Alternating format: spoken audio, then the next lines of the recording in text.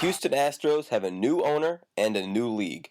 And like most issues in sports, there's a legal side to this story. The Legal Blitz spoke to Mike Meltser of Sports Radio 610 in Houston to find out more about the new head man for the Astros. First of all, Mike, who is Jim Crane? Jim Crane is a Houston area businessman. He's been around for about 30 years in this town, and he owns an air freight company, Eagle Global Logistics, also known as Eagle as Crane Capital Group. And he's basically been a fairly successful businessman here for a few decades. Crane is kind of a controversial figure. Talk about some of the legal baggage he's bringing to the Astros. Jim Crane does have a lot of legal issues because the main thing is with his company, Eagle Global Logistics, there are a bunch of complaints filed back in '97 with the EEOC, the Equal Opportunity Employment Commission, about the position of Crane's company in terms of hiring blacks and women of childbearing age.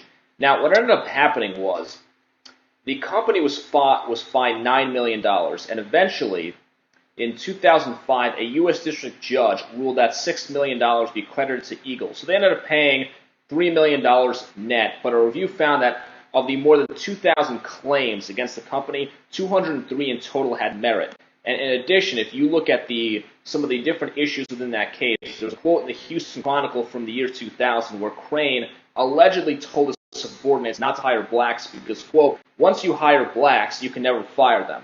So, in sum, his company was out $3 million, and the 203 incidents were found to have some merit. Now, there's the question of, is Crane directly involved? He's the CEO, so he may not be doing the direct hiring every single case, but there's also the question of if he sort of promoted an environment that's conducive to this sort of discrimination. That's number one. That's the main thing.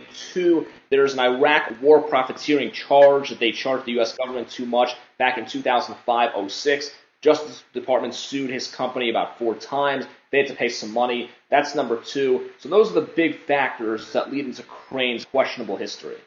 During negotiations, did the MLB express any discomfort with one of their owners being implicated in war profiteering and discrimination?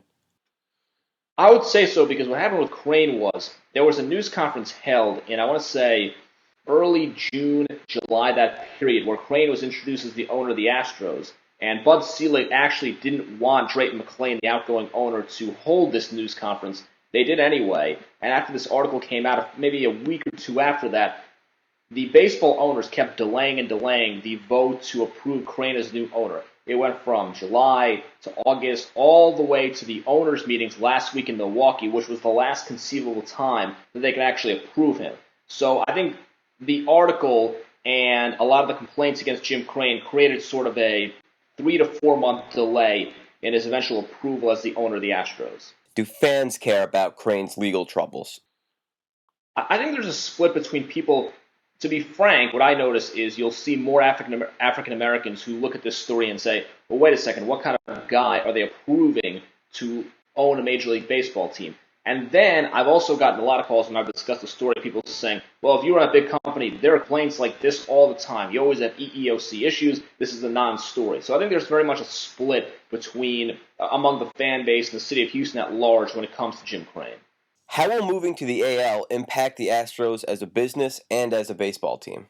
I think on the baseball side, there are going to be some issues just on the field because in the American League, you need more hitting. They don't have a lot right now, plus you add in a DH. That's going to be a challenge from that standpoint. Also, pitching, they have some decent pitching both in the major leagues and in the farm system, but pitching in the American League is a different animal than in the National League. So that's the challenge there. From a business standpoint, it's also interesting. Crane got about a $65 to $70 million discount when the team has been now moved to the American League starting in 2013. A lot of those West Coast games are going to play against Seattle, in Los Angeles, in Oakland. 9 o'clock starts versus 7 o'clock starts, less valuable from a TV perspective. So he gets the discount on that. And there are some lawsuits being filed right now. According to the Astros lease at Minute Maid Park, it says that the ballpark is to be used for National League Baseball, a National League Baseball team. But, and maybe you could speak more to this, I don't think that a clause like that is really going to prevent anything from happening because it's not like Minute Maid Park is going to be leased to some other baseball team, obviously. So that's where it stands from a baseball standpoint. The Astros, as an organization, have made it a mission to be a positive influence in the community. How will this change under new ownership? I wouldn't think so. When you're a team that's this bad with all the losses, they had last season. They need as much community outreach as possible. They need to lower ticket prices. They need the players out in the community. They need to do all sorts of things for fans. I think short of having a contest for having a guy play, second base or left field, they really need to connect with fans because the attendance last season was, I don't know about a disaster, but it wasn't good, and there's not a lot of buzz about this baseball team right now.